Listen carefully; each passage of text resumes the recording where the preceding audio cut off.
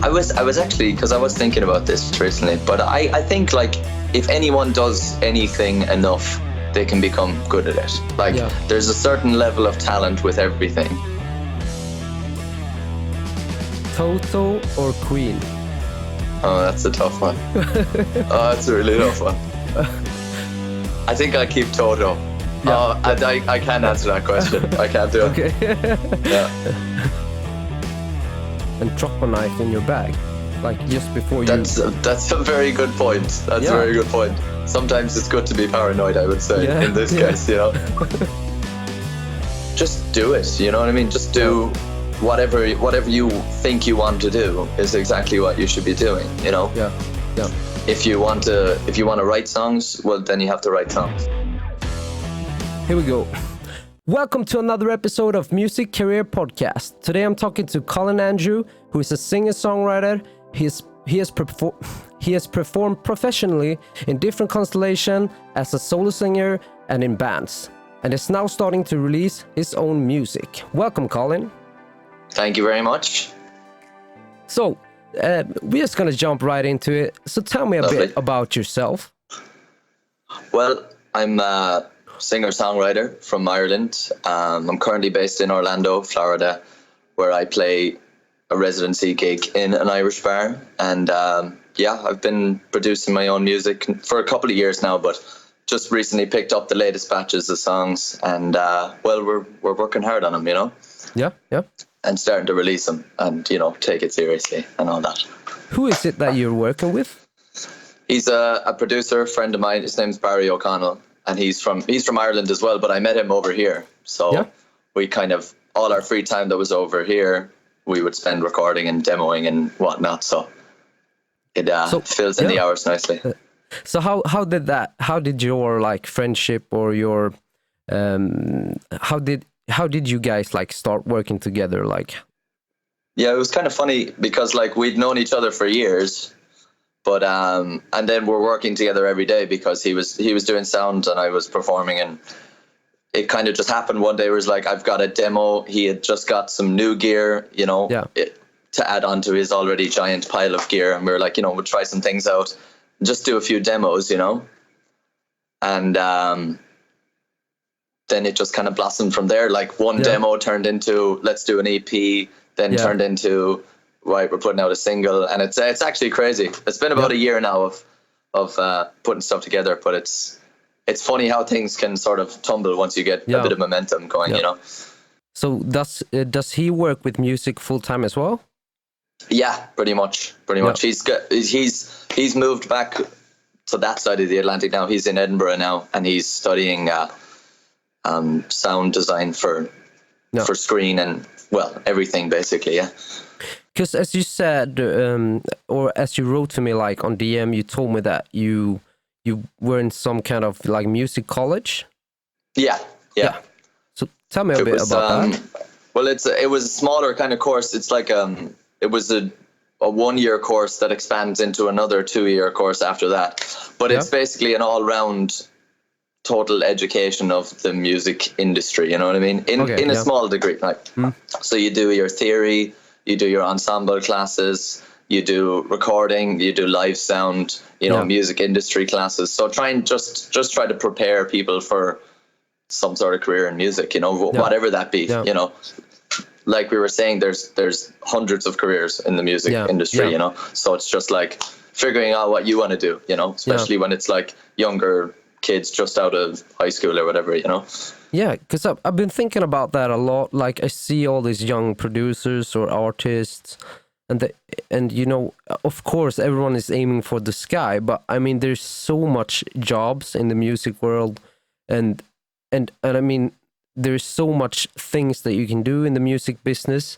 But everyone, of course, they're aiming for the sky. You should if that's your goal. But do you think like when you went to that school, like this really helped me in my journey so far? Oh, absolutely. Well, like, because it gives you the basic skills and kind of shows you where you're at, you know, in terms of, you know, when you're like 17, 18, you think you're the best at everything. So it kind of, not necessarily reality check, but it shows you where your skills lie. And where you're stronger at and where you need to get stronger at. Yeah. Yeah. But it's definitely helped me. Like, it's kind of invaluable. And I got like jobs off the back of the course, which have led to other jobs, because gigs get gigs, you know. That seems to be the way it goes. Yeah. Yeah. Well, yeah, it's like just connections, I would guess. Yeah. Absolutely. Yeah. I mean, because I grew up in like the countryside in Ireland, so it's like you need to move somewhere else to start being part of a scene, you know. Yeah. Because that seems to be how, well, when it's grassroots music, you know, it's got to come from somewhere, you know. So have you ever like really tried, or have you ever really looked for a job, or has it like after your school and stuff, it just came to you in a sort of a way? Yeah, pretty much. Like, to be honest with you, like when I was about maybe like 2 months before I'd finished school, like 2 months before my exams, I was like, I was going to be a chef. That was it. Yeah. That's all I wanted to do. But then the music thing, I was like, well, why can't I give it a go? You know what I mean? Yeah, like I did some research into some courses, and well, actually some old lady on a train told me that her daughter had done the course that I ended up doing, which was just seemed kind of strange to me. But anyway, that's what I ended up doing. And like, I haven't had to look for a job since, which is great, you know, because just things keep happening. Once you're doing gigs, people see you're doing gigs, and then you become the top person on the call list, you know. That's what it's all about, really.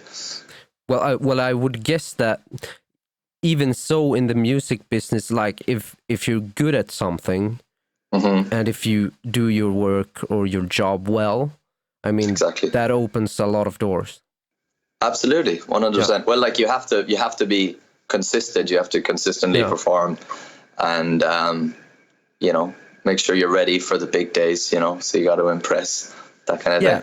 And the funny thing is, like, if you think about it, that the gig that you have today or tomorrow, that might be the gig that someone comes to you after the show and is like, you know what, I do this for a living, I want you on this. Like, it's like every time you perform, it's just like, it's like a job interview. Absolutely. It's really cool.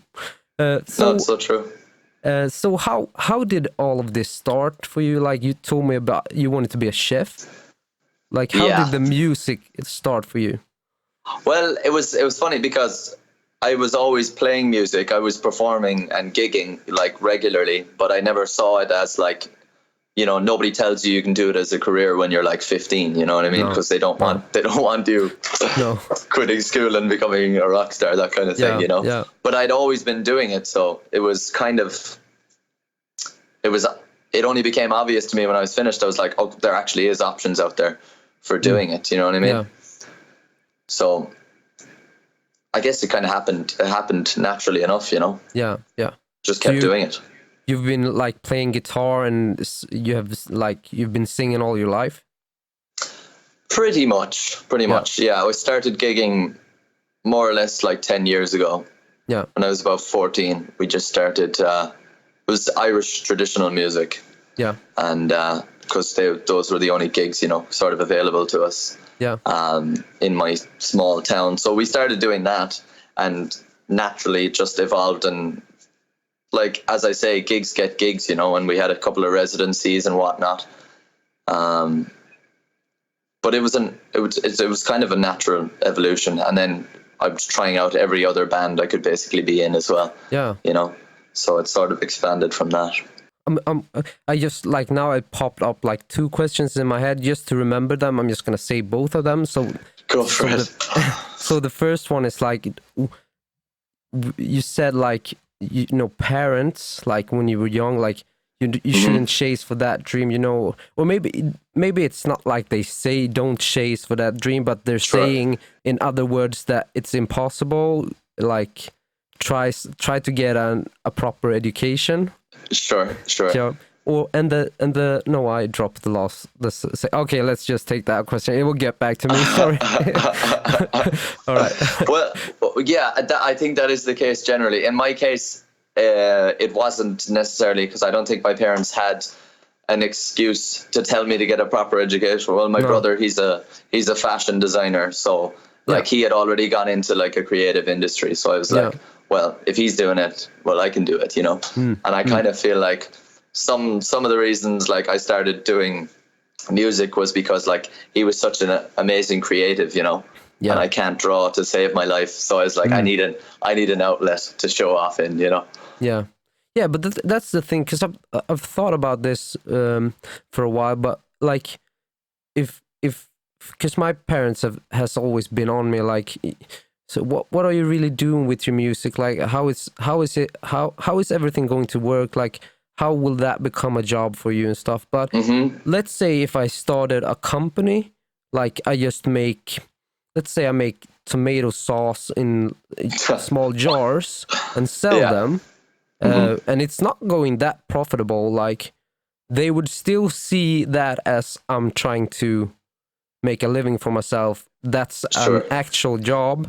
But if I just sit home by my computer, produce music, and try to brand myself with podcasts and other stuff like that, that's really not the same thing. I'm just wondering, is that because in the old days, like music was something different than a real job, or is it just that the opportunity of becoming great, that they believe that that's so small?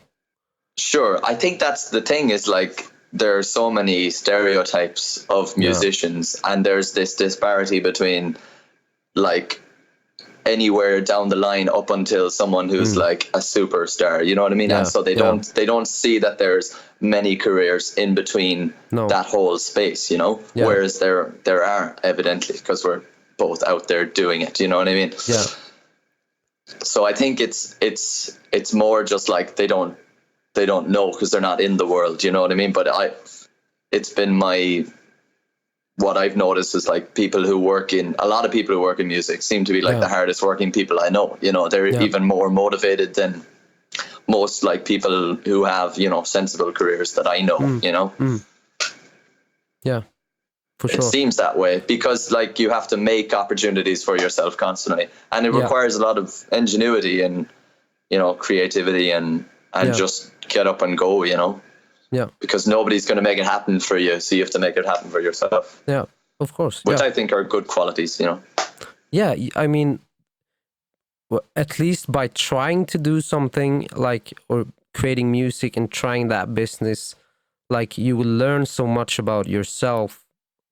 Even if you fail, like there's so much you will learn, your worth ethic. Like you will learn so much about yourself just by trying. I think that absolutely. So true. So you told me like that you were doing like you did the gigs like where you from, like at the countryside, like the only music that fitted was like Irish folk music, or what can I call it? Irish, sort of like traditional music. Like you know, like tunes like you'd imagine polkas and jigs and reels and all that, and then ballads and stuff. But I kind of grew up on that stuff anyway. So I had been kind of singing that stuff when I started out, you know.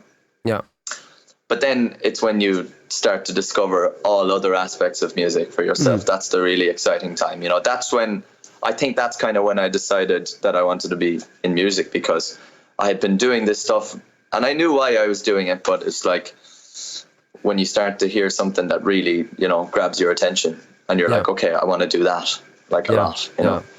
So tell me about like the music that you create now, like your EP that's gonna drop. Like what tell me about your music now, and where have you found that kind of style, or where does it all come from? I think, it's definitely a combination of a lot of different things. And I think the more the tracks kind of evolve, the more there's kind of decent differences between them all, but they still have the same thread, because this whole batch of songs was kind of written in the same period. And I do that a lot, where I'll just write a bunch of songs, you know, together, because it'll get it's all kind of on the same story, you know what I mean? Yeah. And the tone is always kind of the same then. But the sound is difficult to describe. I'll put it that way, definitely. Yeah, but all right. I mean, sure, there's folk in it. There's everything that influences me in it, you know? Yeah, yeah. So what do you believe it takes to become a great songwriter? Is that something that you can, like, if you do it a lot, you can become a great songwriter, or do you think that that's something special in it, like that you must have? I was actually, because I was thinking about this recently, but I think like if anyone does anything enough, they can become good at it. Like there's a certain level of talent with everything. Yeah. But if you if you can't sing, you can learn how to sing. I firmly believe that anyone can learn music. And so in that sense, anyone can learn how to write a song. Yeah. But it just, some people require more time than others. There are definitely people who are super talented and it just, their brain works that way, you know what I mean? Yeah. But you can learn how to write a song, definitely. Like if you put in the study, and there's lots of really good songwriting books out there. Yeah. Just to kind of give you methods in your own head how to form metaphors and everything to do with songwriting, you know? Yeah. So walk me through like your process, like when you write a song. Yeah, so I guess it depends on the song really, but I kind of have a little setup where I have my two guitars. So I use a lot of alternate tunings on guitars. DAD and standard tuning, and then I have my keyboard as well. I'm a terrible keyboard player, but sometimes it's good for writing, you know? Just to give you a different sound, you know what I mean? Because sometimes the sound or the chord or whatever you're playing will evoke the emotion, you know? And that's, I find sometimes like the lyrics are just waiting there to be picked out, you know what I mean? It's rare enough that I'll I know a lot of people do, but it's rare enough that I'll sit down knowing what I'm going to write, you know? Or like, sometimes it'll happen where I'll like get a line throughout the day and write it down and be like, okay, I have to do something with that. But usually it's whatever I'm playing will evoke something, you know? And then I'll start getting into some sort of narrative. But I'm really like, that's my main focus at the moment, is to like staying in the one narrative. Because you can get lost in a song as well, and different sections can be about different things. But I like to be able to stand up to the song afterwards, and somebody can show me a lyric sheet, and I'll be like, "Oh, what's that about?" And then I'll tell them, you know. The funny thing is, like, I've released a few Swedish pop songs with my brother, and the thing was like when we made the vocals. I think we remade them like in the studio 3 times on one of the songs, because the words, there was nothing wrong with the words or the story in the song, but it just wasn't the right vibe. Have you ever felt that when you write? Sure. Yeah. Sure, absolutely. No, I know what you mean. And sometimes it could be the smallest word in the sentence, you know, the buts and the ands or the ofs or something. Can change the whole meaning of the line, you know? But no, I totally get that. Yeah, I've definitely had that before. Where you really have to like, and that's when you put your lyrics under a microscope, is when you start recording them, because then you really have to stand up to everything you've said, you know? And if you can justify it, then it's okay. That's kind of that's definitely our ethos, is like, whenever we're recording anything, if you can justify it, then okay, it goes in the track, you know? Cool. So who is your biggest inspiration in the world of music right now? Well, I got a lot of influences, but there's this guy, James Vincent McMorrow. He was like he was probably the reason why I decided to go to music college. He's like a folk artist from back home. Well, he's not so much folk anymore. But he's one of those guys whose sound changes every album as well, which is exciting. And also it's like, you know, I'd like to follow in those footsteps, you know, where you can, not that you can do whatever you want, but more or less, you know. It's always very exciting, because like people get so many influences all the time, you know, and there's something that you might pick up on. I'm always listening to music, so I'm always trying to find new stuff here and there, you know what I mean? So he was definitely one of my biggest influences for a long time. I'm a big John Mayer fan. I was in a funk band for a long time, so strangely enough, there's a lot of like funk and soul Okay. in there. Just because I'm just in love with that performance. You know what I mean? Yeah. Those performers were just incredible. You know what I mean? It's totally it's its own thing to what I do now, but I'm still kind of influenced by that, by just what they do in general. You know? Yeah, it's like there's a few metal genres because I've been in a metalcore band as a drummer, and there's a few metal genres that's like they're really insane. Everyone at their own instrument, and the singer, everyone is like insane in what they do. But in the same thing, like if you listen to a pop song, everything maybe fits more together, but they're like insane on their instruments, and that's what they're showing off, like when they gig or when they make their music. Yeah, it's true, isn't it? Like you can definitely appreciate something in everything. I think people are too like focused on, I like this genre and I like this genre, but I don't like that genre. There's something that everyone will like in everything, you know? Yeah. And I really believe this, like, it's really good to listen to stuff that, even if you don't enjoy it, and listen to music and try to figure out, like, what is it about this song that makes it so good, like. Absolutely. Try to learn from other genres. Yeah. Break it down into its basic elements, I suppose, isn't it? Like, yeah. It's like people will produce music completely different as well, depending on the genre, you know what I mean? So it's like even just music that's totally separate that comes from, you know, like reggae became pop music after a while, but like initially it was very much its own thing, you know? Yeah. And so that kind of sort of production became commonplace then, you know, and came, you know, when the second wave ska movement and all that happened in the UK, like all their production methods from before were transferred over to that, and it sort of changed the sound to a lot of different things. So you can sort of apply that to music from any country, you know what I mean? Yeah. People have different ways of doing things, which is very cool. So, like, you're in the US, is it Spotify that you use like regularly to listen to music? Yeah. So, pretty much. like here in Sweden, like we have, you know, the top 50, like for every country. Like in Sweden, like 30 of the 50 songs are like gangster raps, trap raps. Yeah. And you know, I don't know, you know, and I can like really enjoy some of them. I like, you know, hard 808s, you know, you know, really clever lines, and they put everything together, and it's really melodic, the raps nowadays. So I really enjoy it.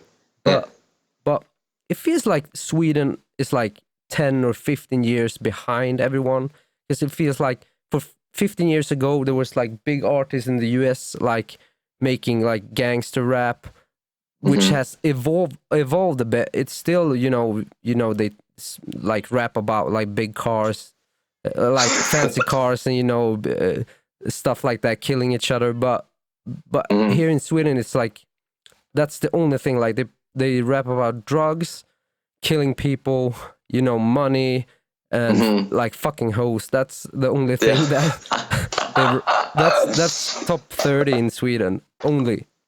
Sure.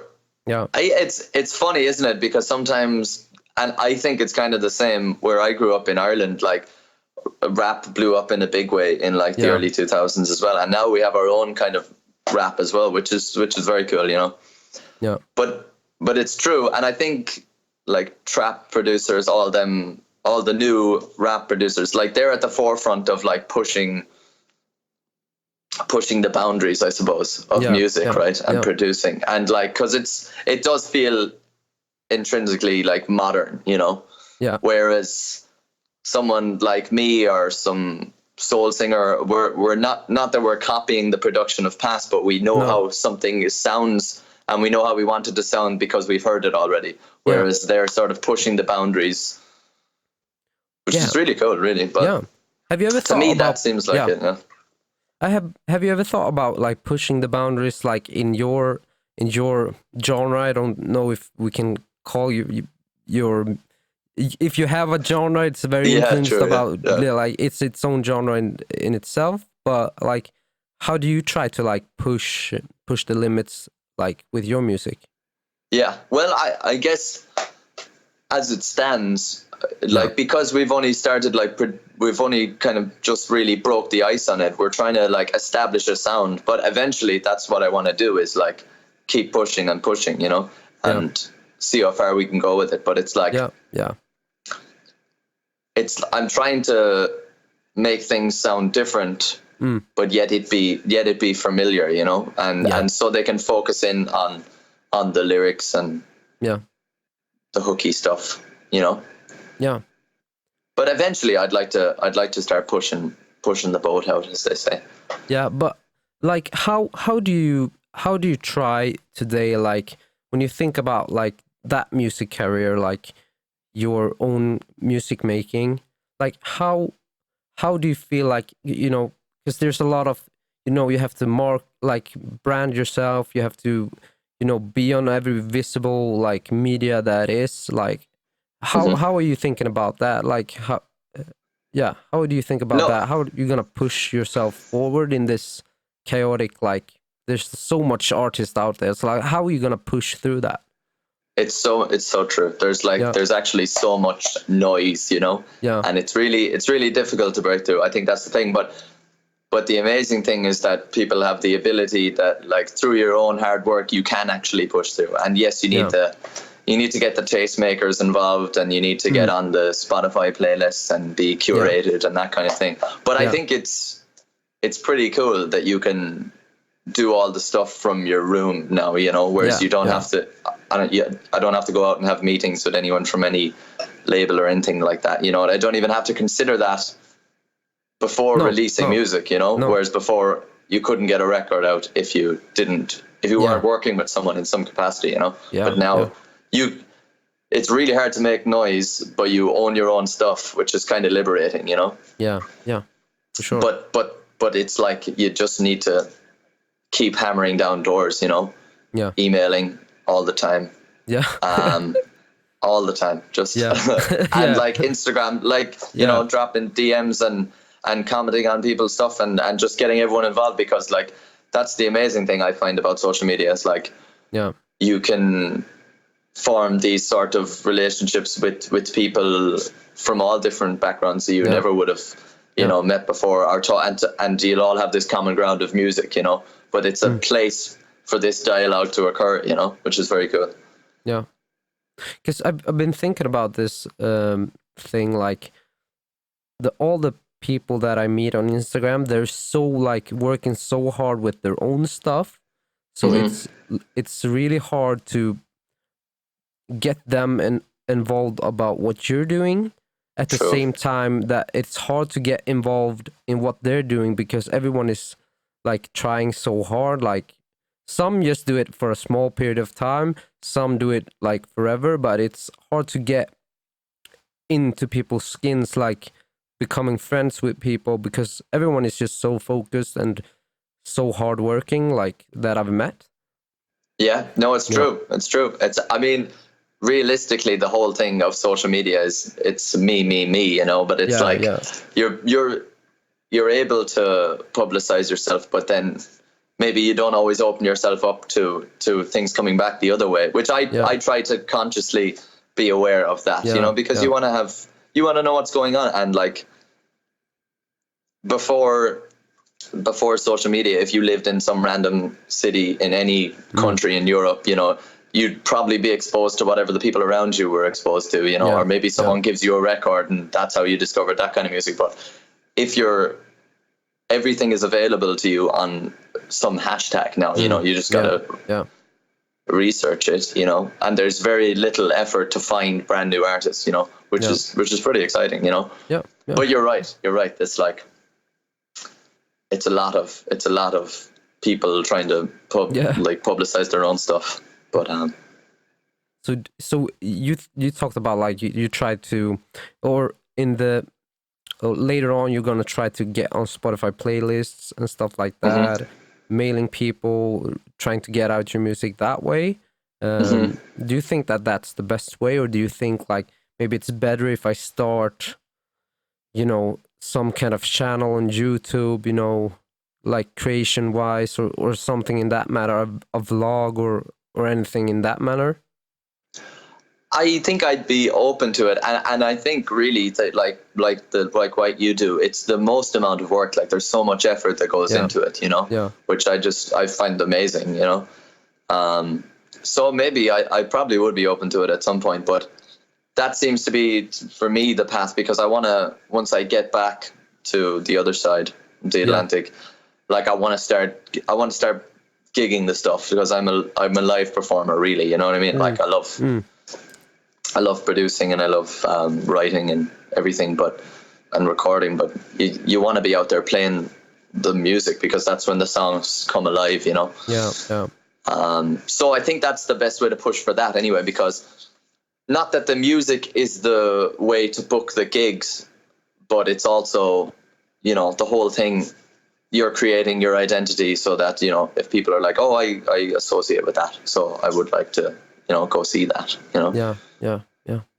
But to me, it seems like that's probably the best way for me anyway, Yeah.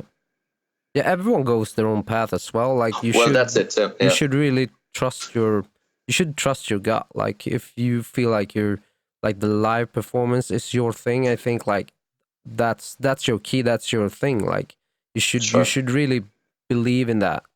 If you feel it, and then you should go for it. I think so. Yeah. It's like, if you haven't followed it the whole way, I don't know what's on the other side of that wall yet, because I haven't climbed over it, Yeah. So I suppose if I try the other avenue and it doesn't work out, then you figure out another way of doing things, Yeah, of course. Yeah. You have to stay, like, you have to stay in it. Yeah. Oh, absolutely. Yeah.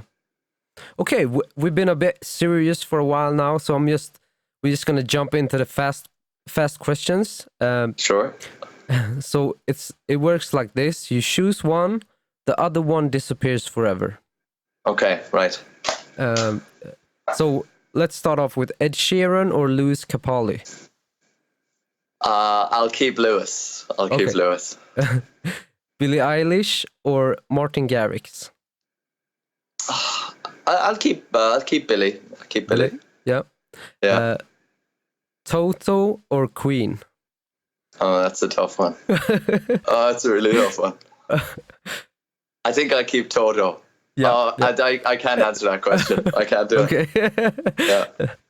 Yeah. Record music or live performance?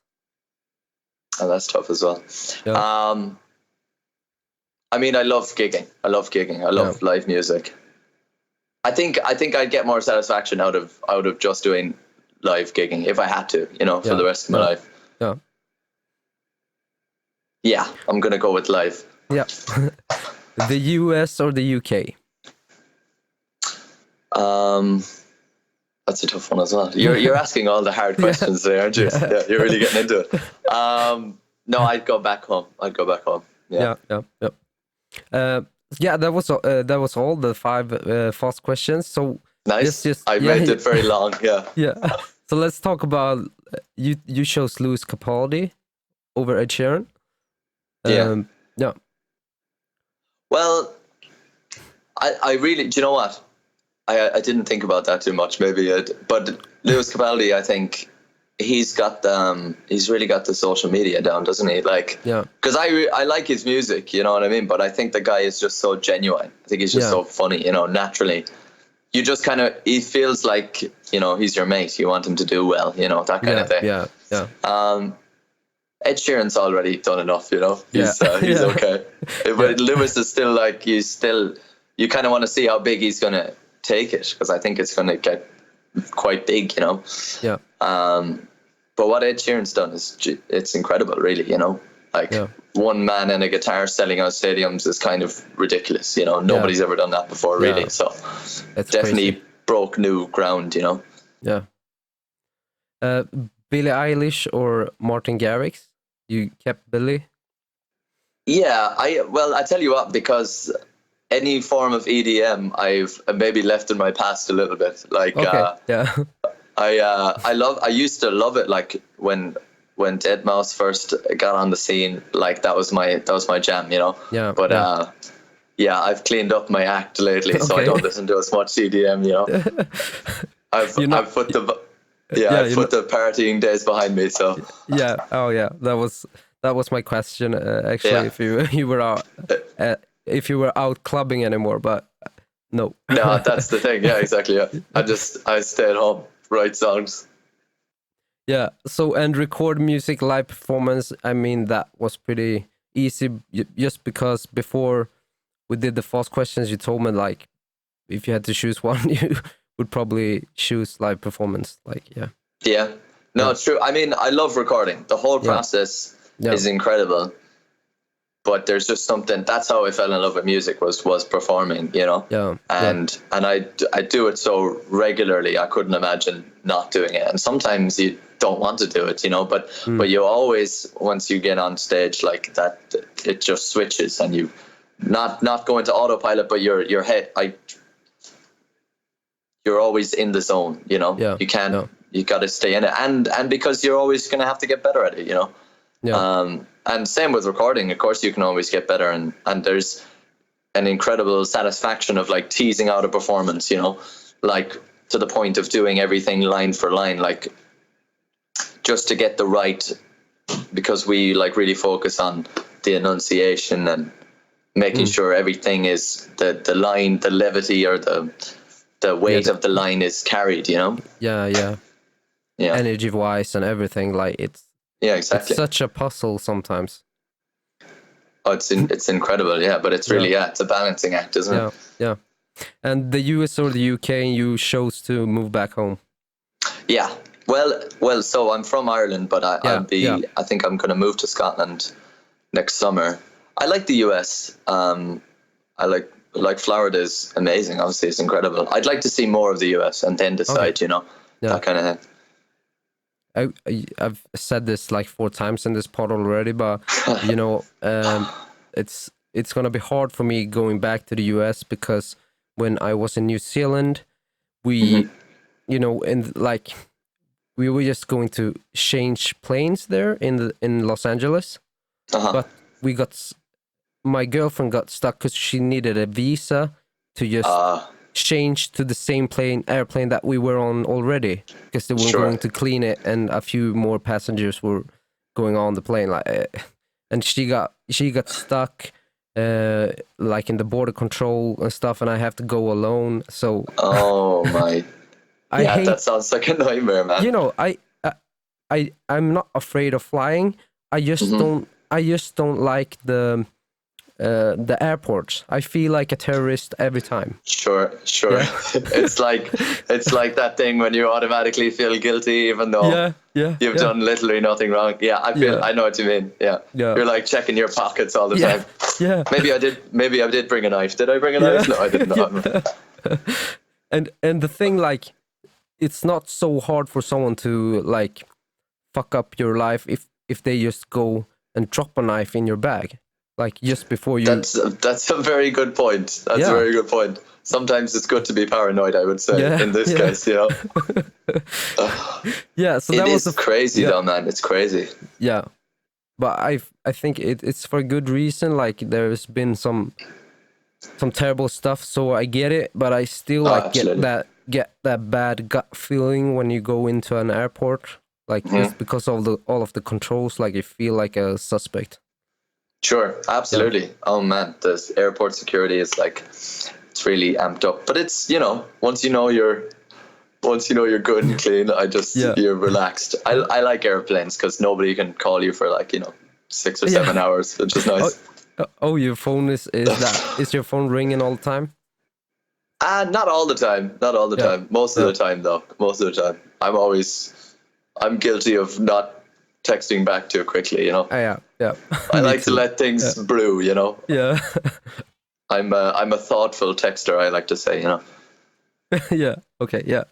So we're gonna jump right back into the serious questions. So, like, do you have any tips for people creating music out there?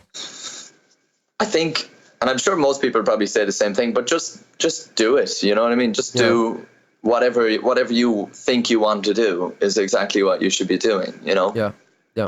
If you want to write songs, well, then you have to write songs. Like if you want to produce, get your software, get some gear if you can. You know, I know not everyone can afford nice gear, but work with what you have until you can get some more stuff. You know, because you can learn the basics of anything, and you can. That's the beauty of today as well, is that anyone can learn anything. Like, you know, I know a lot of people who've just like never had a guitar lesson in their life, but they're incredible because they've learned off YouTube videos and just practiced their own stuff, you know. It's really the age where it's the age of self-education if you want it, you know. Yeah.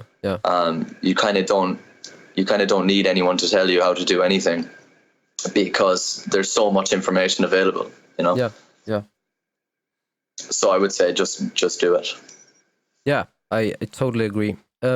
What's the craziest?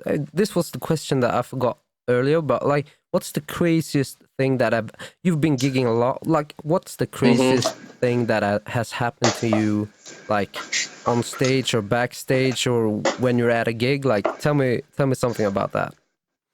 Naturally, being from Ireland, there's a lot of drunk people at my gigs. You know, I hate to lean into that stereotype, but it's sometimes quite true, and it happens over here too in the US. So it's not exclusive to Ireland, but it's generally drunk people doing like really hilarious things, or just being completely unaware of what's happening. You know, that there's a gig going on, and that maybe they shouldn't be trying to have a conversation with me, or are women twerking to really like non-twerkable songs. So that's the one that got me the most. Was I was singing a really like some sort of ballad. It was about I'm pretty sure it was about some war, and she was just going hard with the twerking, and I was like, this just does not match up at all. But she just wanted to twerk, and it was a beat, so that's how it worked out. We talked about like traditional Irish music before. Like I just remember right now, like I was in Stockholm, and there was this guy who he played like covers and stuff, like but then he just two of his strings on the guitar, like they, how do you say, they snapped. And so while he was fixing the strings and tuning them and stuff, he sang something. I think it was some Irish traditional thing. Like I've never heard anything like that before. It was like only with his voice, like amazing. I think they call that, and what I think it probably is, but they call it sean nós singing, which is Irish for like old style of singing. And it's typically a cappella music.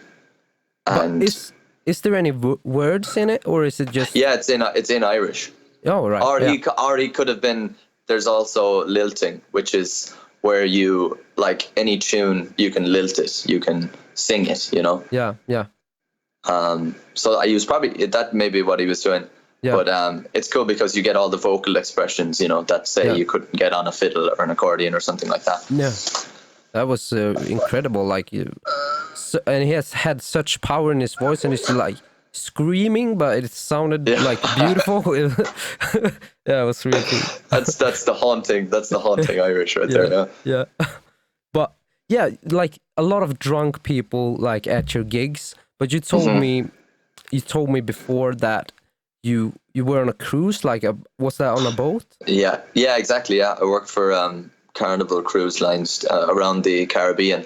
So it was more drunk people, but because we have like this. They seem to plague me wherever I go. But because there's like a few boats from Sweden. Like we're a bit cut off, like the sea here.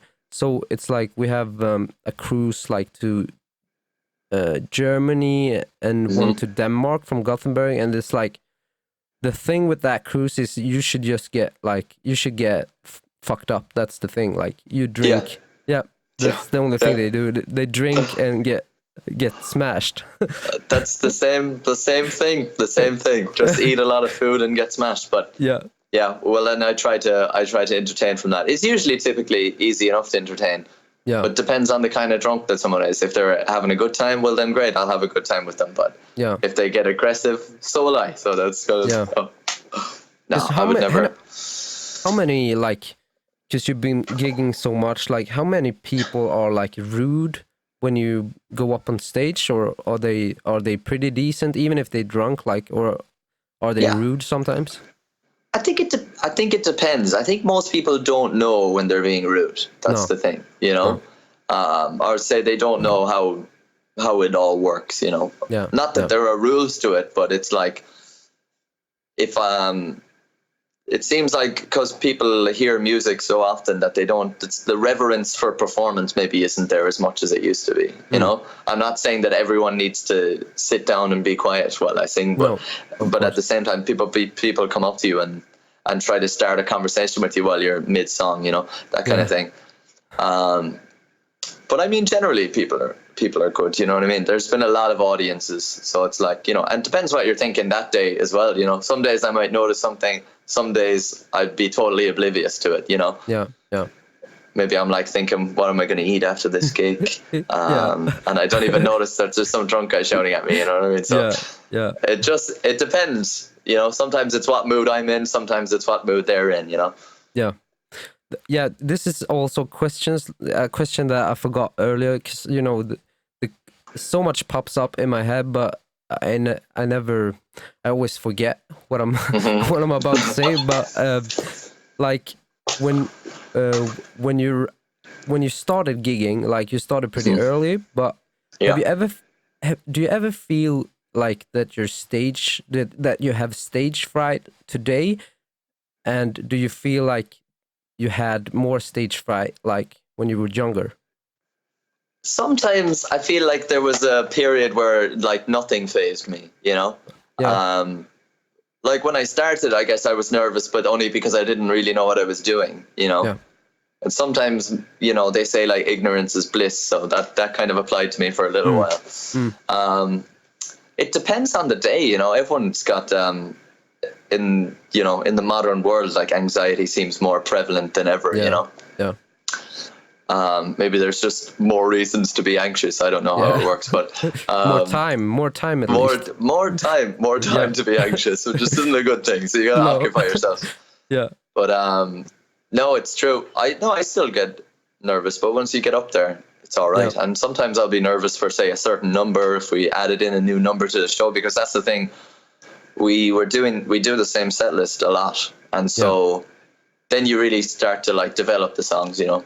But if we add something new in and it's complicated, and I'm comfortable with everything else, but I'm not so comfortable with another number, then you know, I get a bit nervous about that one, and then I'm fine once it's done, you know. But it's like anything, you know.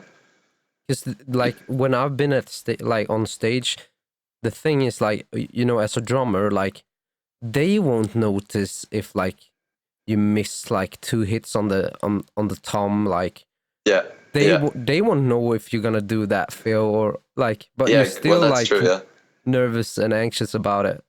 That's pretty weird. It's funny. I was like, oh, that guy didn't do his ghost notes right there, you know. He missed that paradiddle over there. Yeah. I know what you're saying. I do the same thing like all the time, you know. I'm like, oh, I messed up that third line there. It's like they've never heard this song before. They don't know, you know. Yeah, because that's the thing. Like when I switched to, like in the band, because I was the drummer and the singer, and then I started like I don't want to do both. Like I'm getting sweaty over here, like Phil Collins style. Yeah. So I wanted to like just take on the singing, and the thing was like, it doesn't matter if you slip up or if stuff happens. Just it's all about like what energy that you drive on the scene. Like that's absolutely the one key. Yeah. You got to stay in it, and like once the note has been sung, it's gone. You can't do anything about it. If it was flat, well then it was flat, and you just have to keep going. You know, you can't keep thinking back on the bum notes that you've done. You know, because well, there's no point. There's literally nothing you can do about it. So you got to just stay in the performance, you know, and stay in whatever mode you're in at that time and whatever emotion is being evoked, you know. That's funny because one of my music teachers, like as ensemble teachers, like back in the days, he told me like if you're gonna play something wrong, then you play it wrong as fuck. Like you're gonna play that wrong like a rock star. Like play that wrong and own it.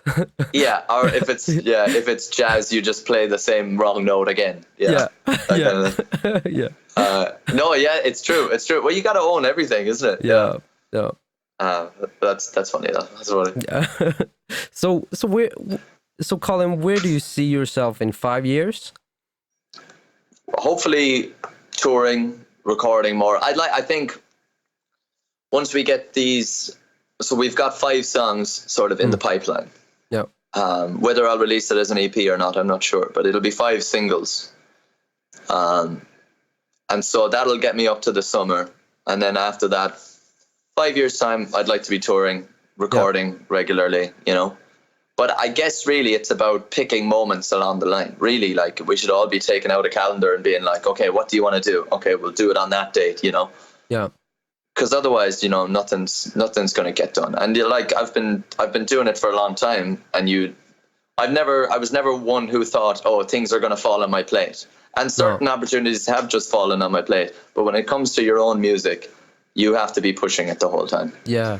You know? And that's not to say like, you know, I'm hassling everyone being like, you know, follow me here and whatever, because you still want to be genuine. You still want to be true to yourself, you know? Yeah. Because I think people will appreciate that, but it's like, you just got to keep doing what you're doing, you know? Yeah. And finding a balance as well. Yeah, of course.